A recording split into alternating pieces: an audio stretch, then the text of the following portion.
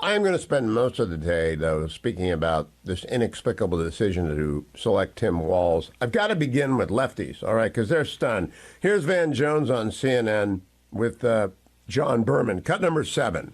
Hey, listen, the conservatives, the right wing, the Republicans, they were chewing their fingernails down to the knuckle because they were afraid of a Josh Shapiro. They were afraid of a Mark Kelly. They're not as afraid of this new governor because they think they can define him. So here's the challenge you've got in this party. And people don't want to talk about it. We got to talk about it. On the one hand, you have a lot of young people who are concerned about Gaza. You have a lot of Muslims and Arabs and others. They have not felt seen by the Biden administration. You start hearing that genocide joke. That was building. And so those folks needed to have a candidate that they could feel comfortable with. This helps them in that regard. But you also have anti-Semitism that has gotten marbled into this party. You can be for the Palestinians without being an anti-Jewish bigot, but there are some anti-Jewish bigots out there.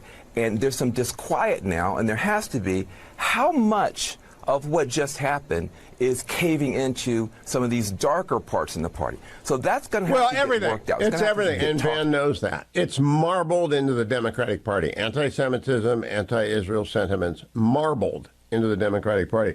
Here's Gene Robinson of the Washington Post, my colleague on Morning Joe yesterday, cut number 8. So, but I get your point that he's, so if it's not Shapiro, then why is it not Shapiro? I think some people will ask that question.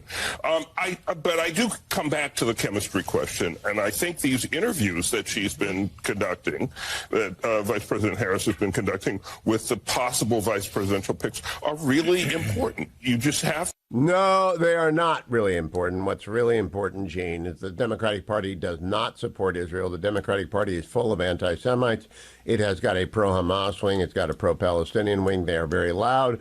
And they told Kamala Harris, we don't care how left-wing you are. And she's very left-wing. Unless you get a left-wing governor with you who's as anti-Israel as we are, we're not voting for you. So she bowed to the anti-Israel, anti-Semitic wing of her party. It's her first major decision. It tells you how she would staff her entire administration. We cannot trust a Kamala Harris administration not to abandon Israel.